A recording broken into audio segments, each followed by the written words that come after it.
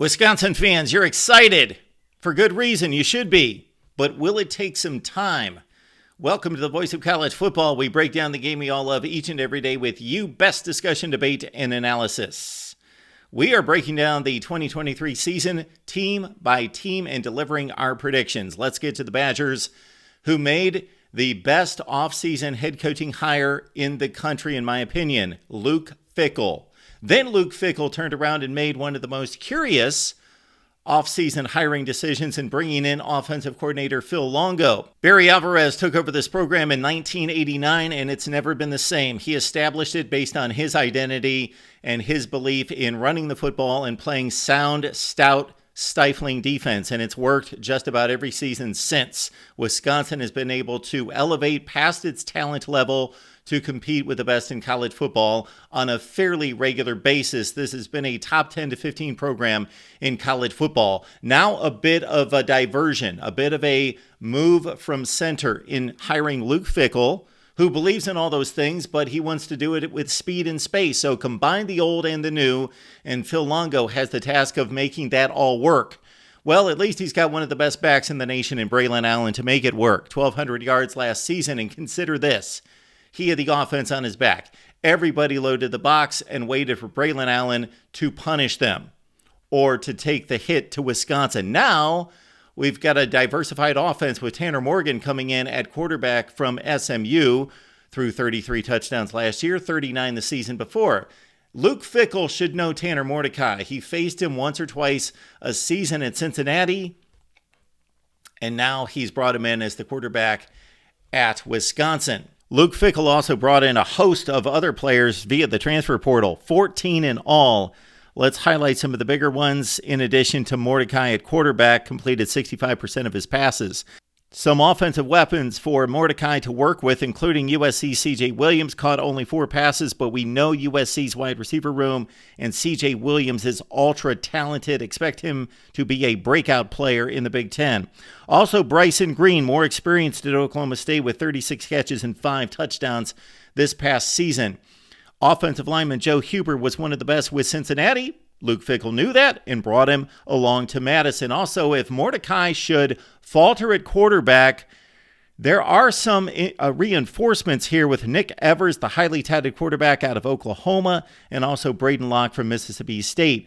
On the defensive side of the ball, we expect Wisconsin to be locked and loaded and to be technically sound and tough. Now, one of the best in the Big Ten leaves for the NFL draft, and Nick Herbig, who had 15 and a half tackles for loss and 11 sacks.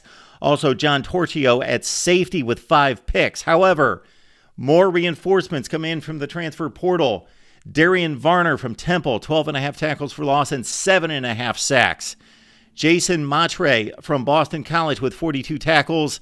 And you also have a defensive end in Jeff Pietrowski, Michigan State, hampered by injuries in 2022, but look at those 21 numbers, 7 tackles for loss in the Big Ten and 5 and a half sacks.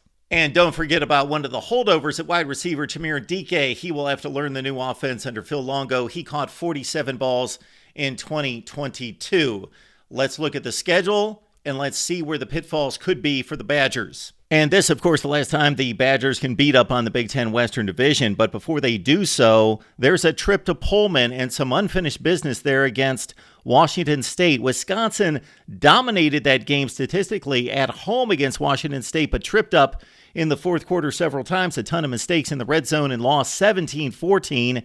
So what's interesting here is I believe Wisconsin's the better team, and they've got the chip on their shoulder. However, Washington State's got a good thing going with Jake Dickert, the head coach. They'll be playing at home. They know their system. Wisconsin's still going to be working out the kinks. So you're going to see here in just a second, I believe this is a possible pitfall for Wisconsin football. So now let's go through the Big Ten schedule and see where the losses could come. There's a date against Iowa. Iowa's played Wisconsin well. Of course, that game at Kinnick last year, the Badgers lost by 2 touchdowns, but they've got them at Camp Randall this year.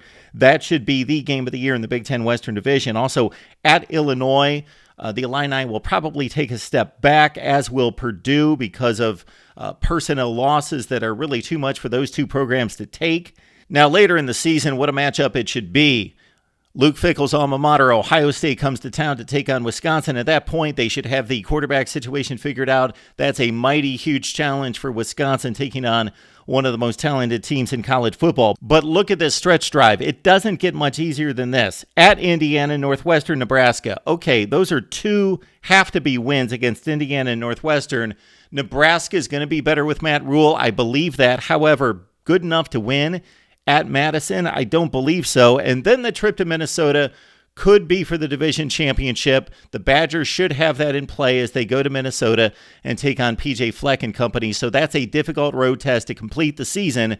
Now, in terms of the most likely losses, of course, it's Ohio State, front and center, by far the most likely loss for Wisconsin. Not that the Badgers can't win that game. They can certainly win at home against Ohio State. They've got a history of doing that in the 80s and 90s and into the 2000s against better Buckeye teams. Okay, I don't believe Washington State's the second best team on the schedule. However, the game's at Pullman. They won it last year.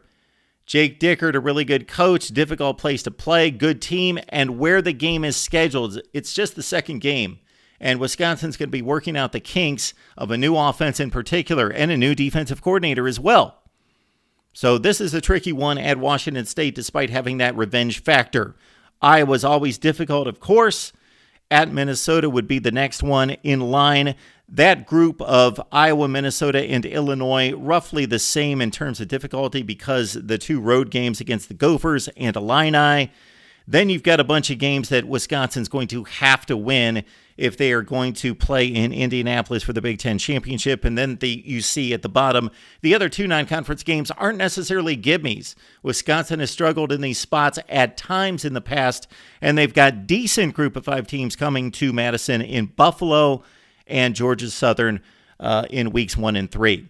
Add it all up, and I'm a believer in Luke Fickell. I'm a believer in Wisconsin. I'm betting on the Badgers. 10-2 overall, 7-2 in the Big Ten. Yes, I do understand, as stated, Phil Longo's offense doesn't necessarily fit the personnel they have. But I believe in Fickell and Longo being smart enough to understand that and to implement elements to combine the two elements of Wisconsin former football and what the new age Wisconsin's going to look like in the future. They could actually use it to their advantage in fooling opponents.